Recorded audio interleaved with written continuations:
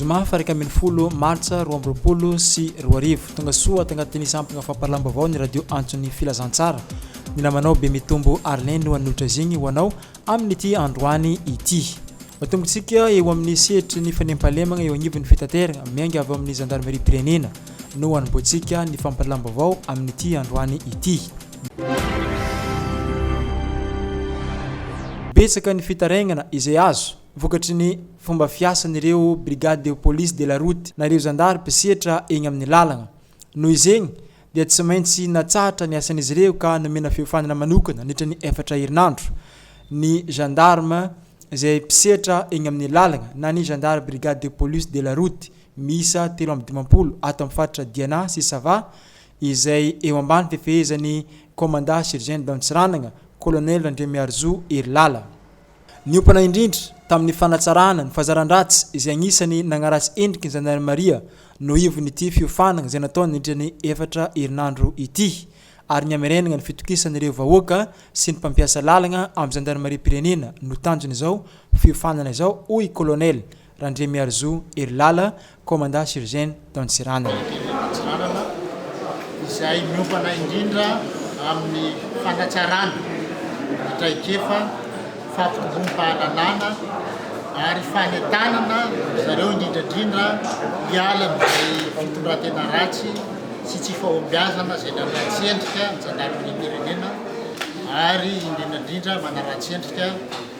ny fifankazahona ny fampatokisana eo amin'ny vahoaka sy ny gendarmerie pirenena. Noho izany dia nanao ezaka manokana ny eo amin'ny commandeny gendarmerie pirenena nampiofana ireto mpisehatra eny amin'ny lalana ireto izay manome endrika ny fahefana fitondrana tandalana ka dia ny farana moa izy androany ka dia ny azo amin'n'tinana azy dia mampanantena vokatra tsara mampanantena ezaka vaovao ary rivotra vaovao hoentiny reto mpisehatra eo anivon'ny gendarmerie pirenena eny amin'ny lalana eny amin'ny mpampiasa lalana mba iarovana vahoaka sy mifanahiny ary indrindrandrindra amerina amin'ny laonina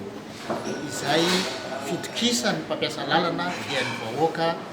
eny amin'ny lalam-pirenena sy eny amin'ny lalambe izay isan'ny zareo. Mariana fa ity fiofanana ity dia natomboka ny 10 ny volana febroary ary nofaranana androany 11 ny volana martsa 2020 sy 2020 iza isan'ny tanjona tao anatin'ity fampiofanana ity dia ny ampiena ny fanaparam-pahefagna ho lavitry ny kolikoly izay ataony gendarmeria izay mpisehatra eny amin'ny lalagna na ny PR na police routière araka ny mazatra ny be sy ny maro satria ny zandar izay manao PR no fitaratra ho an'ny gendarmerie rehetra hoy nambaran'ny colonel Tovson Gilles commandant de groupement Diana ka agnisany nampianarigny ireto zandary ireto ihany koa ny fomba fanakanana fiara sy ny fomba firesagna ary ny fangatana ireo papier izay tokony ilaigna avy amin'ireo mpamily na ny chauffeur izegny noho izegny dia tsy azo ny chauffeur atao ny mivoaka ny fiara mandritra ny fisavagna ary angatagna tsirairay ny papier izay ilain'ilay zandary izay manao fisavagna.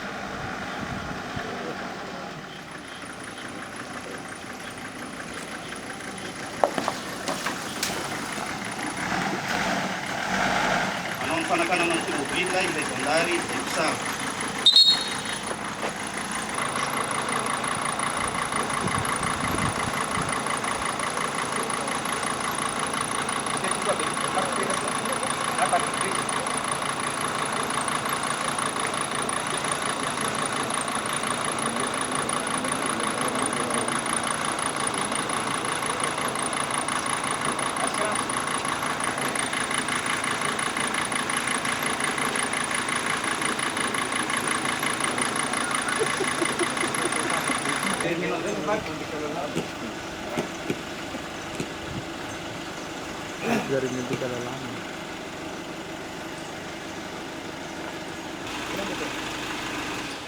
Asay manunona ilay fiara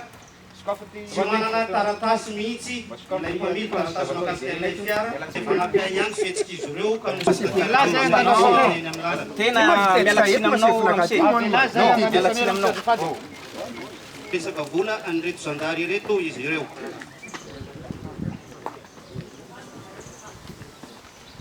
rehefa nazo fampandrenesana ny lehibe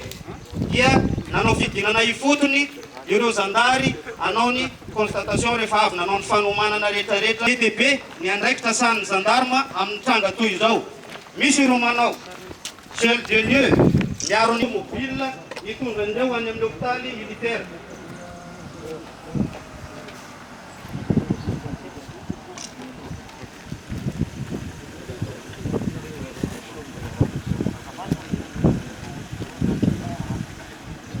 Inantrano manamarika eto fa ilay sofera dia fa nalavirina ny sorona tao anatin'ilay fiara ho fiarovana ny ainy sy isoroana ny metisin'ny fitsaram-bahoaka.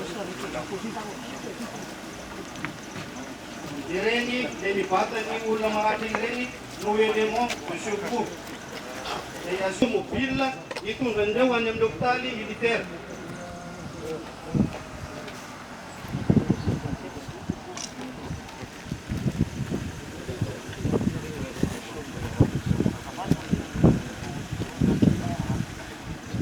Inantrano manamarika eto fa ilay sofera dia fa nalavirina ny sorona tao anatin'ilay fiara ho fiarovana ny ainy sy isoroana ny metisin'ny fitsaram-bahoaka.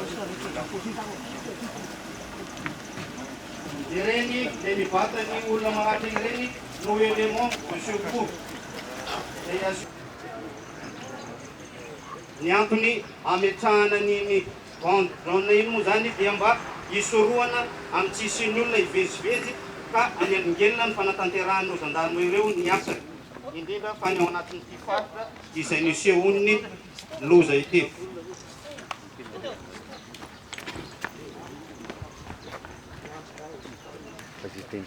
Vita moa zany i constatation nataon'ireto.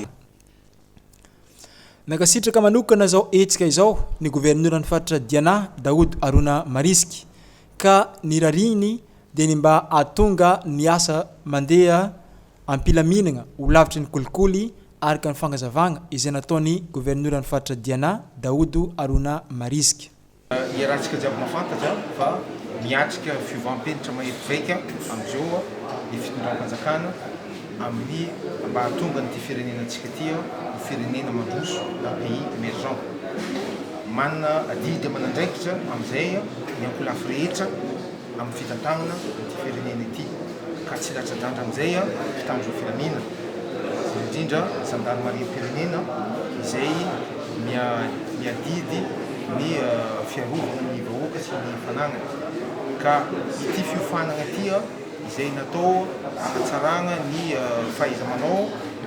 ny ireo zandarmaria ireo dia mba hameregnana indray mandeha ny hasiny zandary sy hameregnana koa fitovisany vahoaka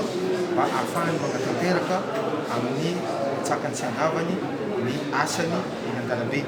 Ka ny faritra moa ny mpitondra aty amin'ny famokelonovany faritra dia miandrandra ny tsaratsara kokoa amin'ny fanatanterahana izay adidy amin'ny mbana zandarma zay. Eto dia manao antsoavo amin'ireo mpampiasa lalagna na ny chauffeur izay mampiasa ireny lalam-pirenena ireny ny tompon'andraikitra eo anivon'ny zandarmerie-pirenena mba agnaja ireo fepetra izay napetraka hoentigny magnatsara ny fomba fiasa sy mamerigny ny fampitokisana eo amin'ny zandarmerie-pirenena sy ny vahoaka tsirairay avy. Noho izegny karaha misy fanararaotana